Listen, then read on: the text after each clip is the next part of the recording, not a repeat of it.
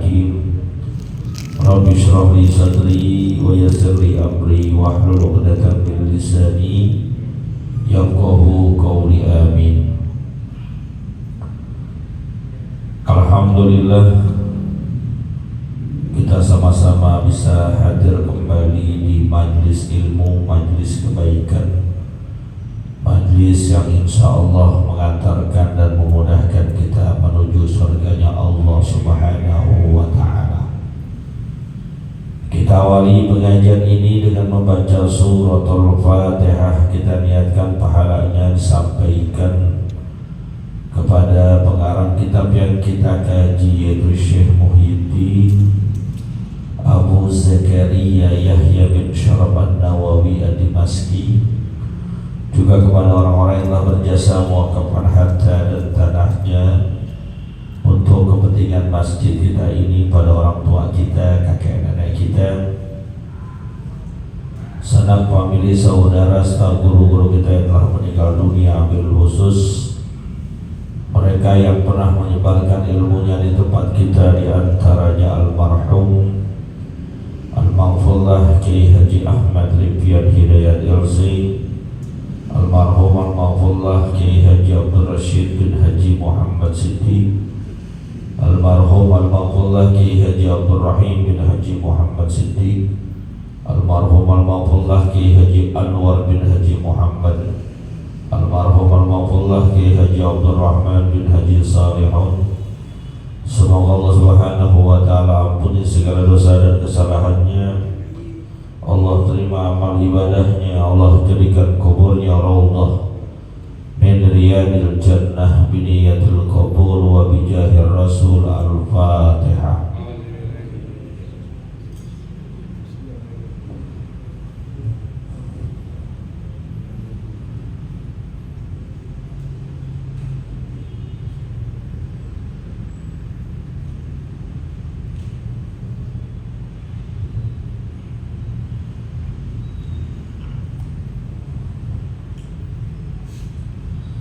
Melanjutkan bacaan kita. Bismillahirrahmanirrahim.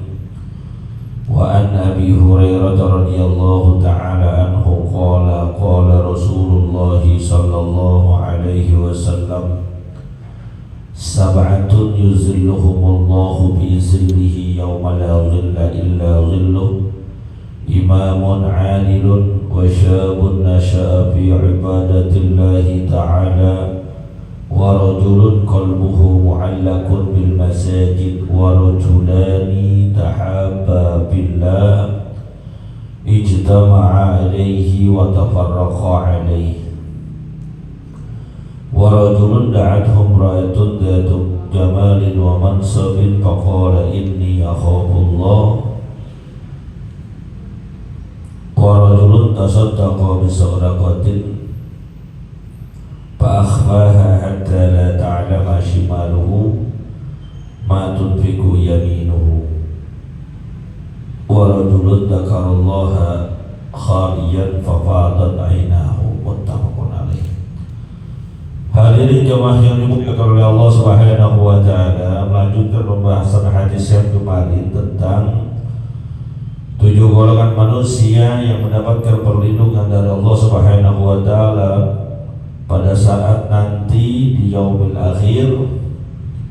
Tidak ada yang mendapatkan perlindungan kecuali mereka yang diizinkan oleh Allah, di antaranya pemimpin yang adil, pemuda yang tumbuh berkembang dalam ibadah kepada Allah, seseorang yang hatinya senantiasa terikat dengan masjid.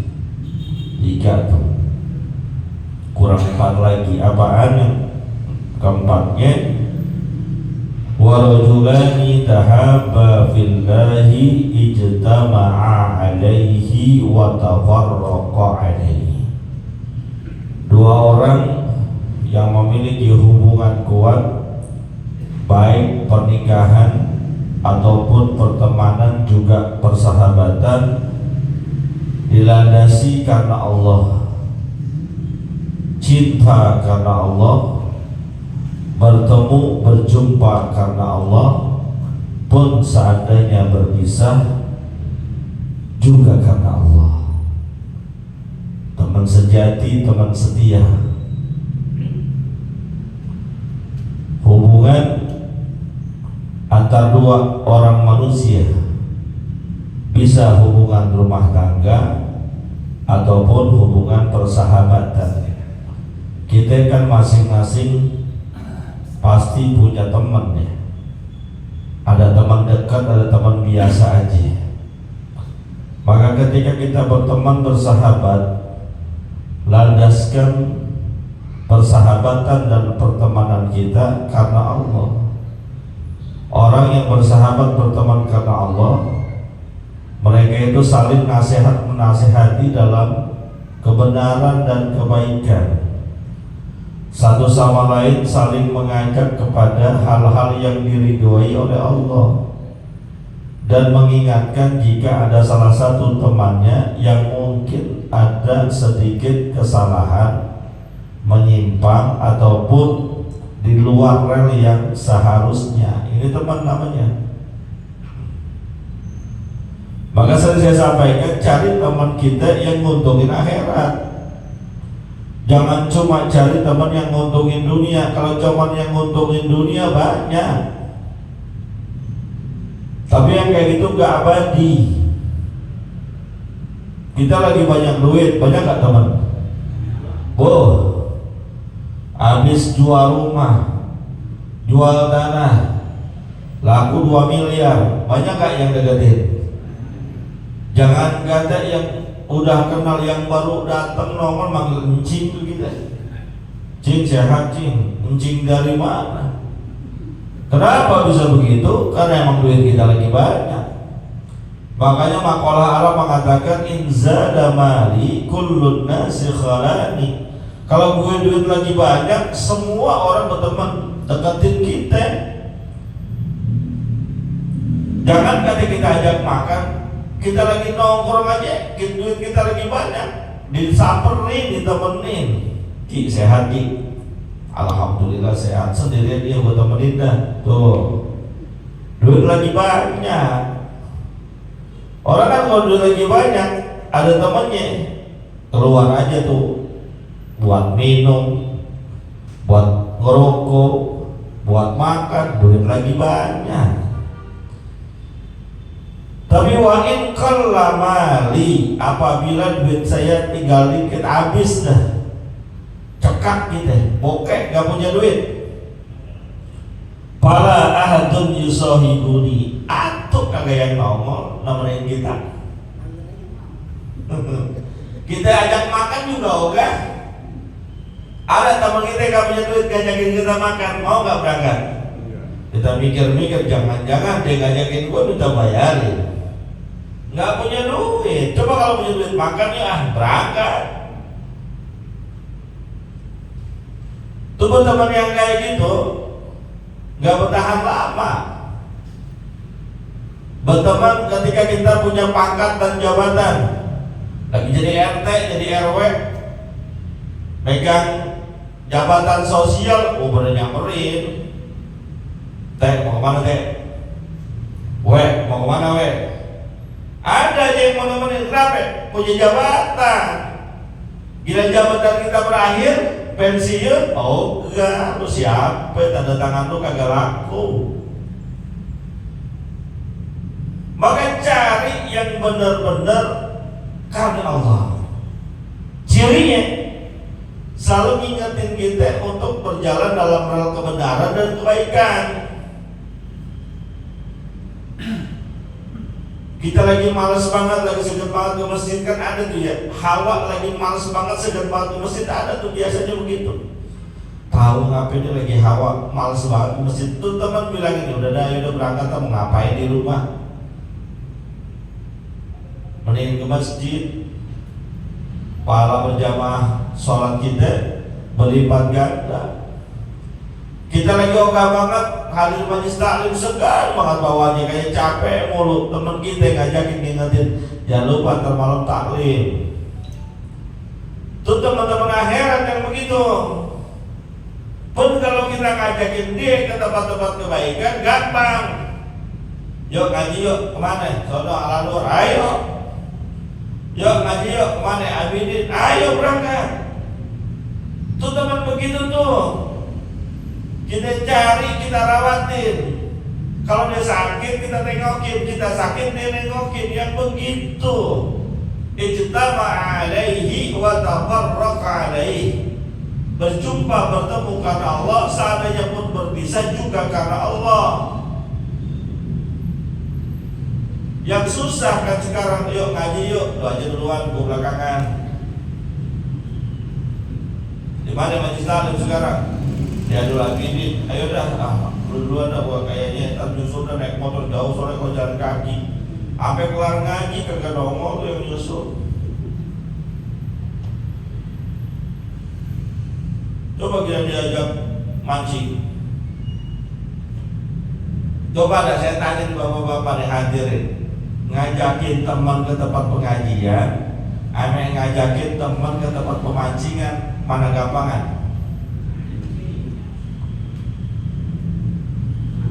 Besok Sabtu ikut gue yuk, kemana? Mancing. Empang mana? Sono, Pondok Labu, Padang Susu biasa.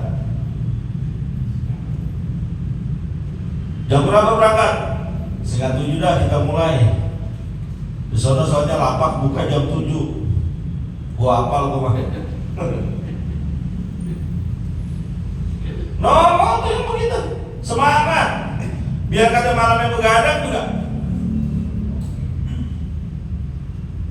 Gua nggak punya duit banget nih berangkat mancing ya. Mancing kan pakai modal ya. Di lapaknya aja pego 1 joran. Kalau 2 joran 300, itu baru lapaknya doang. Umpannya pelet, ginoy, paikin, krotok, decis, serbuk keju.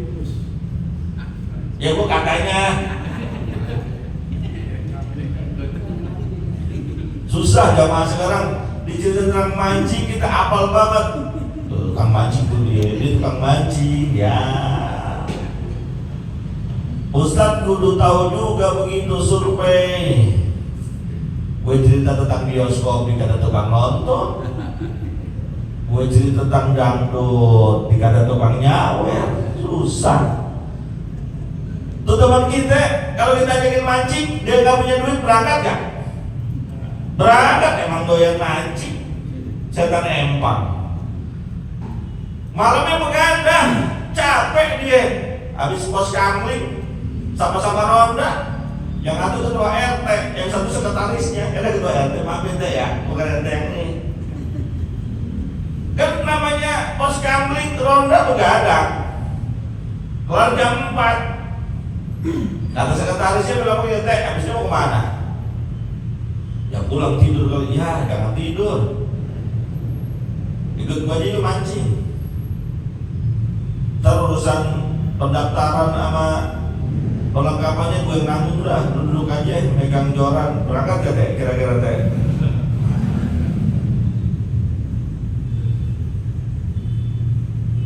Ngajakin dia begituan banyak teman kita yang mau. Ini malam Sabtu nih atau besok malam Minggu ada tontonan dangdut di Fatmawati situ dekat Cilacap. Grupnya Pamilis diajakin habis maghrib ada pengajian. Milih mana kira-kira, ngaji atau nonton dangdutan? Hah? Dangdutan? Sial dangkalan ya. Berangkat tuh dangdutan. Pamilis lagi. Apalagi kalau si Maya udah naik sama Selvi, bukan Maya. Vokalisnya Maya sama Selvi namanya. Katanya. Kurang ajarnya lagi udah mau berangkat nih. Dulu ngapain? Gua mau ke bendahara masjid dulu. Ngapa? Nuker recehan ke bendahara masjid. Buat apaan? Buat nyawer, ada yang begitu. Cari teman pasangan hidup yang tulus ikhlas karena Allah. Makanya kan konsep nikah kata Nabi tunkahul mar'atu li arba'in. Perempuan itu dinikahi oleh seseorang biasanya karena 4 hal. Dijamaliha karena cantiknya. Bapak-bapak milih istri yang sekarang udah jadi istrinya, emaknya anak-anak, pertama kali yang dilihat apanya? Posisi hatinya, lu bohong. Nah hatinya bisa siapa ngelihat hati akhlak seseorang itu butuh proses. Yang pertama kali kita lihat apanya? Bodinya, bukan main bawaan bodinya. Kalau saya yang pertama kali saya lihat kakinya. Kok kakinya Ustaz napak apa kagak? Kalau napak saya deketin, kalau ngambak kuntilanak. Rata-rata tuh kita lihat parasnya dulu, wajahnya dulu, cantik apa enggak, cakep apa enggak, sebanding enggak sama saya. Ini kalau yang model begini gua ajak kondangan malu-malu itu kagak, kan begitu. Kalau enggak lihat tampangnya,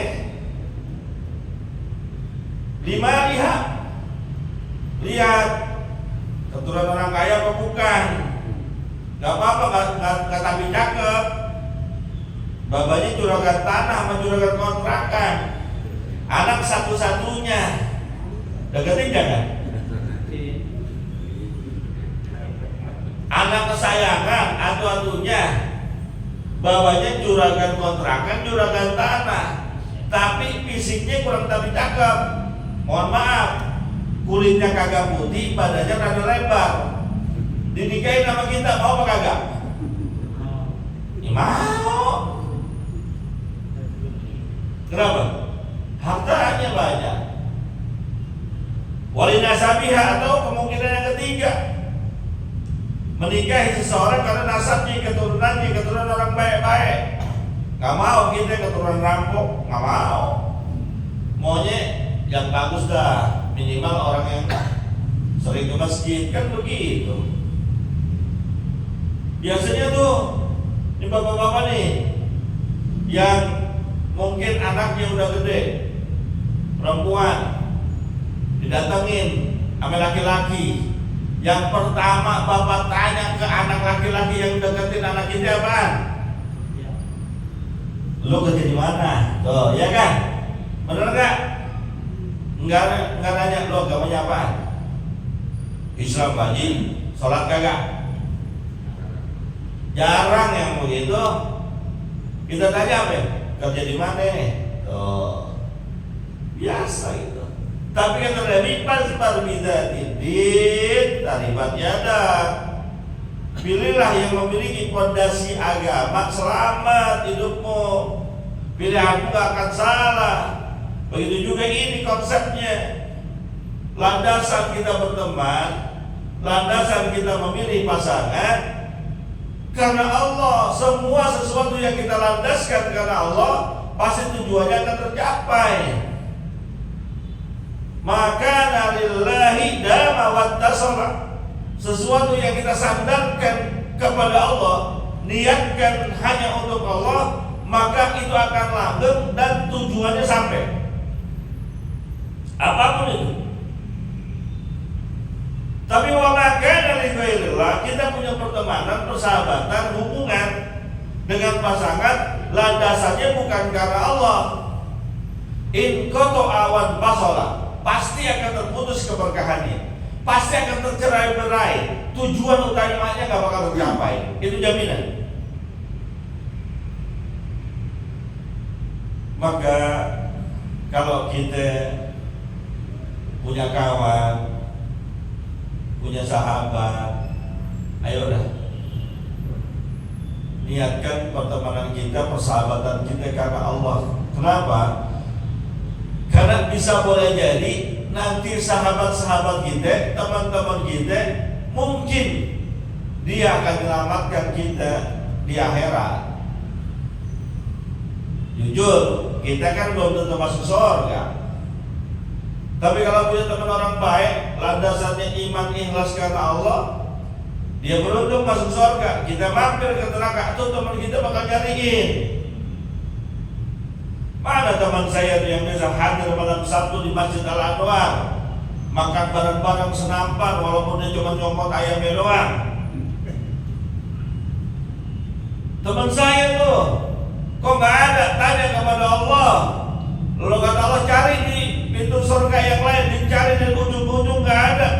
Lalu diperkenankan untuk lihat-lihat di neraka, siapa tahu nyangkut di situ, ada di situ. Maka Allah perintahkan untuk memberikan syafaat. Akhirnya orang itu keluar sebab temannya yang dia ikhlas sama-sama berteman karena Allah di dunia. Bisa boleh jadi kita ijtama alaihi wa tafarraqa alaihi, berjumpa bertemu karena Allah, pun kalau berpisah juga karena Allah, bukan karena kebencian ataupun kemarahan. Ada orang berteman akrab lengket, kita pisah karena gara-gara urusan ekonomi, urusan duit, perselisihan, udah gak mau berteman lagi. Awas jangan kayak gitu. Kita bisa sama teman kita karena Allah, mungkin sebab dia pindah transmigrasi ke Kalimantan, tempatin IKN kali begitu, atau pindah ke Ciganjur, atau pindah ke Bojonggede, jauh tempatnya. Berpisah karena Allah, tapi karena landasannya ikhlas karena Allah, tetap masih bisa bersilaturahim, masih bisa mengingatkan. Ya mudah-mudahan kita punya teman yang begitu, yang bakal nolongin kita nanti di akhirat. Lanjutannya, orang yang akan mendapatkan perlindungan dari Allah adalah wa rajulun da'atuhu imra'atun datu jamalin wa mansabin. Seorang laki-laki yang dipanggil oleh perempuan, digodain, dirayu, dibujuk. Tuh perempuan cakep, bahenol, montok, seksi dan kaya raya, diajak untuk berbuat maksiat. Faqala inni akhafullah, tuh laki-laki ogah sambil berkata dengan lantang, kagak mau karena saya takut kepada Allah. Ya tapi jarang-jarang Pak, yang model begini jarang-jarang. Ada anak laki muda digodain sama perempuan cakep, kaya, luluh gak nih? Jangan karena muda, di bapak-bapak juga lewat urusannya. Yang godain cakep, kan kita laki-laki gak tahan godaan Pak, bener ya? Mohon maaf Pak, tidak ingin menyudutkan dan menyalahkan siapapun, tapi konsep cerita Nabiullah Adam dan Ibunda Hawa terlempar dari surga karena godaan. Allah sudah katakan, fakula minha, makan apa aja yang kamu mau di surga, wala taqrabu hadhihi syajarah, ini pohon yang deketin. Dan dalam kisah yang kita baca, sebetulnya Nabiullah Adam juga kagak mau. Tapi karena penasaran perempuan, dan kita manusia biasanya semakin dilarang semakin penasaran. Tuh kita tulisin aja, coba-coba jangan dibuka pintu ini. Ada nggak yang dorong? Penasaran? Gak apa-apa tuh gue buka. Tuh kita manusia. Karena godaan dan bujukan salah satunya dari Ibunda Hawa, akhirnya baru deketin doang membuat tergelincir. Kita nih Pak, laki-laki gampang digoda. Beda dengan Nabiullah Yusuf alaihissalatu wassalam. Ketika dalam kisahnya dipanggil ke dalam kamar oleh istri seorang menteri. Nah istri menteri Pak, emang ada yang jelek istri menteri? Cakep istri menteri. Hai Dara, sini. Digoda. Nabiullah Yusuf yang saat itu belum diangkat menjadi nabi digoda. Dan secara basyariah sudah ada sedikit rasa keinginan Karena dalam surat Yusuf diterangkan pala Muhammad bihi wa hamma biha. Itu perempuan udah pengen ke Nabiullah Yusuf. Nabi Yusuf juga udah ada sedikit rasa kepada itu perempuan. Walaula ara'a burhana rabbi, kalau bukan karena dia lihat ada hidayah dari Allah, tergelincir. Tapi karena dia masih punya iman, masih punya rasa takut kepada Allah, udah di depan mata, di dalam kamar hotel sepi, berdua-duaan. Bagaimana jadinya kalau kita berusaha terus? Tapi Nabi Yusuf enggak, udah sepi, nggak ada siapa-siapa. Dia lihat mendapatkan cahaya dari Allah, kabur dia, lari dia. Nah perempuan, mohon maaf, sudah terlanjur pengen dikejar, sampai ditariklah Nabiullah Yusuf, bajunya robek dari belakang. Karena cerita Nabiullah Yusuf kan begitu, lihat di surat Yusuf.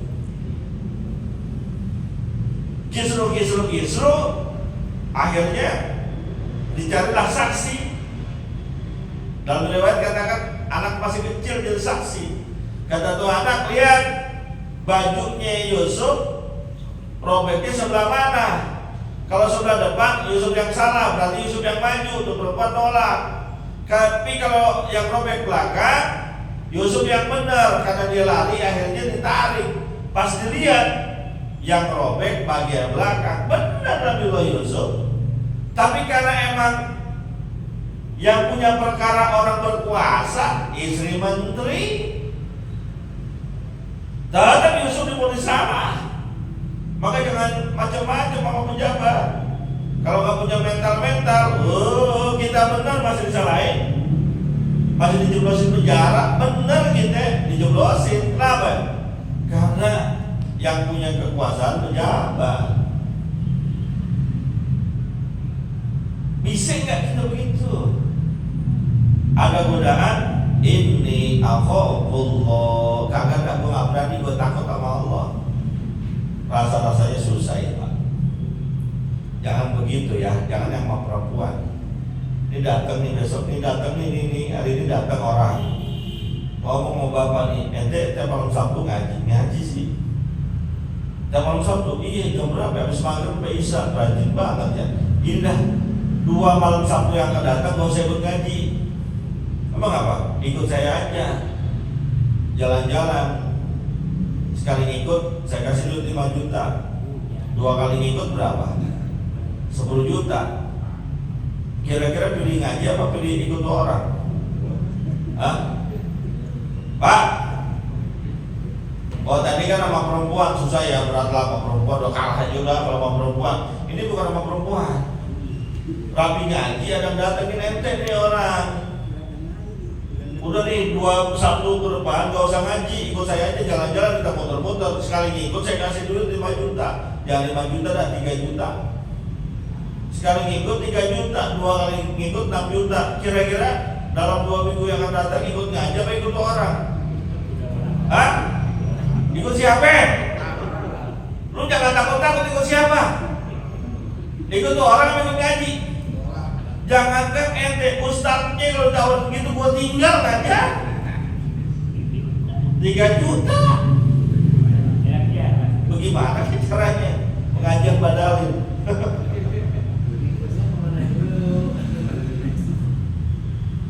Ya Pak ya, itu tuh kita tuh gampang digoda, gampang dirayu. Makanya Allah tahu nih umat Rasulullah, umat yang gampang tergelincir, umat yang gampang digoda. Akhirnya apa? Allah sediakan buat mereka pintu tobat, pintu istighfar. Supaya apa?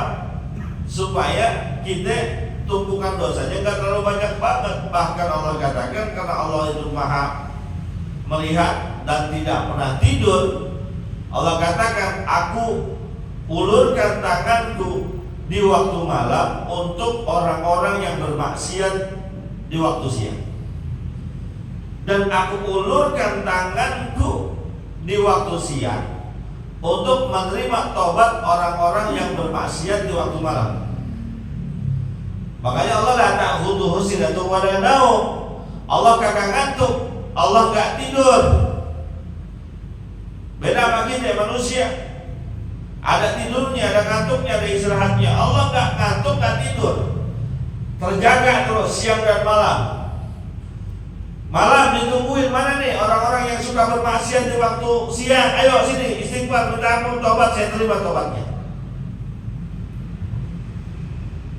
Di waktu siang Allah tunggu. Yang bermaksiat di waktu malam, sini ayo datang kepadaku bertobat, minta ampun, aku ampuni. Karena orang maksiat dalam siang dan malam, apapun bentuk maksiatnya, ayo. Karena Allah Maha tahu kita lemah. Wa khuliqal insanu dha'ifa.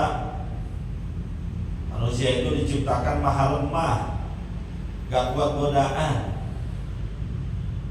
sehingga Allah sediakan pintu tobat buat kita. Tuh, bagi yang dapat godaan-godaan dunia tapi dia tetap bertahan kepada tali yang benar agama Allah, maka mereka akan mendapatkan perlindungan dari Allah Subhanahu wa taala. Yang selanjutnya, wa rajulun tasaddaqa bi shadaqatin fa ahbaha hatta la ta'lama shimaluhu ma tunfiqu yaminuhu. Seseorang yang bersedekah dengan hartanya, dia sedekahnya diam-diam, gak dipamerin, disembunyiin. Saking disembunyikannya itu, gambarannya tangan kirinya aja gak tahu apa yang disedekahkan oleh tangan kanannya. Sedekah bagusnya diam-diam apa terang-terangan? Pak, bagusnya diam-diam apa terang-terangan? Secara umum diam-diam supaya muncul keikhlasan dalam diri kita. Tapi dalam keadaan tertentu silahkan terang-terangan untuk memancing orang lain agar ikuti jejak kita, dan juga untuk menghilangkan fitnah. Umumin, gak semua sedekah harus disembunyiin, perlu juga ada yang diumumin. Kalau disembunyiin takutnya jadi hilang orang. Contoh, misalnya hari raya kurban, itu sebutin nama kita.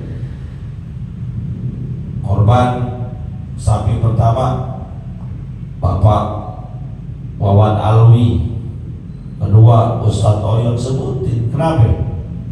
Biar orang tahu, oh pengurus masjidnya juga korban. Kalau nggak disebutin, panitianya cuma terima doang, ngajakin orang doang korban, dia ini kagak ngorban. Tuh begitu. Walaupun untuk menjaga keikhlasan, diam-diam aja. Gambarannya luar biasa tuh, sampai tangan kirinya nggak tahu apa yang diinfakkan oleh tangan kanannya. Orang terdekatnya aja nggak tahu.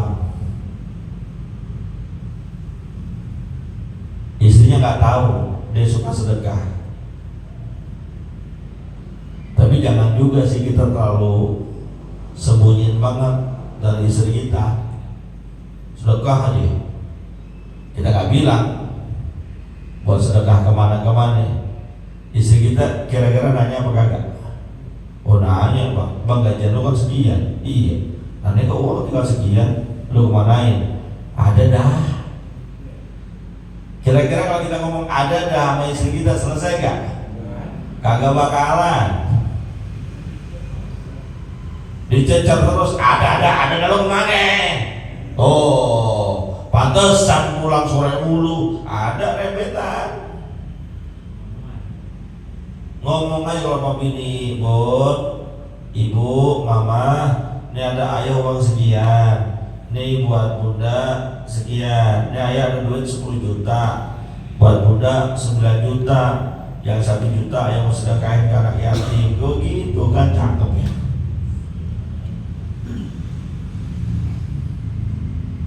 Bilang kalau seandainya kita sembunyikan jadi fitnah, udah umumin aja gak apa-apa. Pak Ustadz, emang kalau kita kotak amal tuh ngisi kotak amal Jumat atau kotak amal pengajian harus ditutupin ya Pak Ustadz ya? Karena orang kalau kotak amal lewat nih begini kan ya? Iya kan? Ada nggak begitu? Bapak-bapak begitu nggak? Begitu ya? Kenapa ditutupin? Pertanyaannya saya tanya, kenapa kalau masukin kotak amal ditutupin? Kenapa? Kenapa? Karena isinya 1000. Coba 100.000. Oh begitu. Jadi ya hati-hati juga. Beramal sesuatu biar dianggap ria, itu ria Pak. Jadi masukin aja, nggak usah tutup-tutupin. Nih, sering saya sampaikan nih. Bapak kalau diundang pernikahan, datang ke pernikahan itu bawa kado apa bawa amplop? Bawa apaan? Amplop ya. Isinya apaan? Duit kan? Pertanyaannya dikasih nama apa kagak? Dikasih nama enggak? Ya kalau goceng maka gak usah, gue malu. 50.000 dikasih nama enggak? Kasih kan? Ustadz Oyon, Masjid Al-Anwar, Jalan Bangka Raya, Jakarta Selatan, tulis nomor handphone-nya. Pertanyaannya, ente kasih nama buat apaan? Ayo dah. Ayo coba saya mau tanya. Yang kondangan mau 50.000, mau 100.000, mau 20.000, ente kasih nama buat apaan? Coba ayo. Hah? Biar balikannya dapat segitu juga. Kira-kira kalau gitu ikhlas sama kakak? Saya sering sampaikan kepada orang-orang terdekat saya, nggak usah namain. Segini ya hari udah nggak usah namain. Entar orangnya nggak tahu kalau kita datang ke undangan. Allah tahu nggak? Kalau Allah tahu udah beres sudah urusannya. Tapi kan timbul fitnah ya. Siapa kemana ya? Orang kita undang nggak datang. Tahu dia nggak datang dari mana? Itu amplopnya nggak ada. Lah kan daftar tamu. Daftar tamu ada nggak? Ada. Ayo Pak. Kalau saya ngajarin sama orang-orang yang terdekat saya, nggak usah namain, nggak usah. Mau kecil kayak mau gede nggak usah namain. Dan kita dianggapnya undangannya cuma 5.000 ya kalau nggak dinamain. Yang nganggap siapa? Sohibul baik. Allah nganggapnya berapa? Ya sesuai dengan isinya kita. Intinya pengennya dianggap sama Allah atau dianggap sama sohibul baik? Ayo dah. Jujur kalau saya sih kalau bapak masih mau namain nggak apa-apa, terus nomor telepon ya terserah gitu. Jadi memang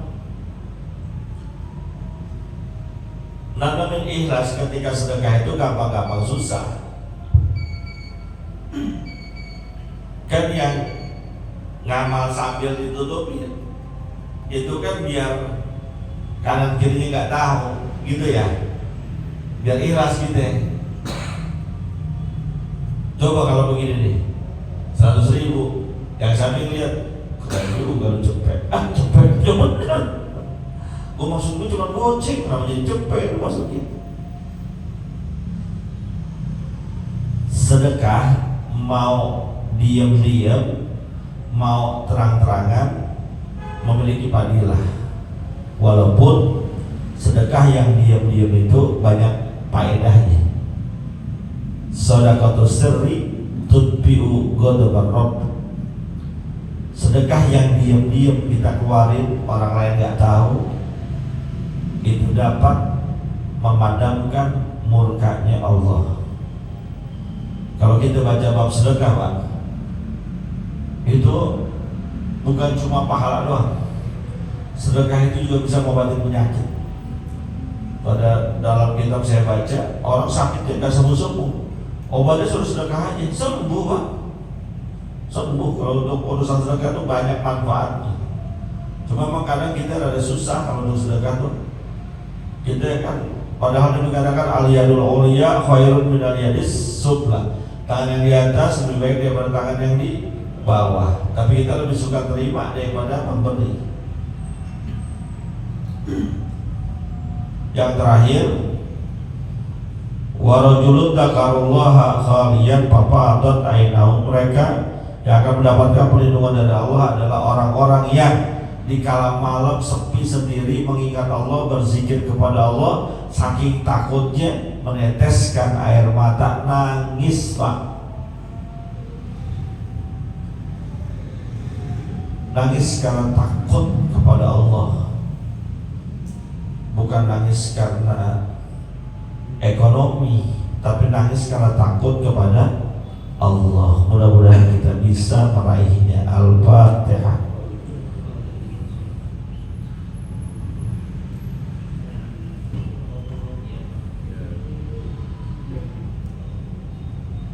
Bismillahirrahmanirrahim. Alhamdulillahirabbil alamin. Allahumma shalli wa sallim ala sayyidina Muhammad wa ala ali sayyidina Muhammad. Rabbana fa'alna bima 'allamtana, rabbi 'allimna ma yanfa'una, rabbi faqqihna wa faqqih ahlana. Allahumma ighfir lana wa liwalidina waghfir lana wa liwalidina warhamna warhamhum kama rabbawna shighara wa hab lana ya wahhab ilman hikmatan wa rizqi ya razzaqu ya musahhila wa bil khairi ya fattah bil huda bil ilmi ya alim kulli mufaddila wa sallallahu ala sayyidina Muhammadin wa ala alihi wa sallam walhamdulillahi rabbil alamin. Terima kasih. Mohon maaf. Assalamualaikum warahmatullahi wabarakatuh.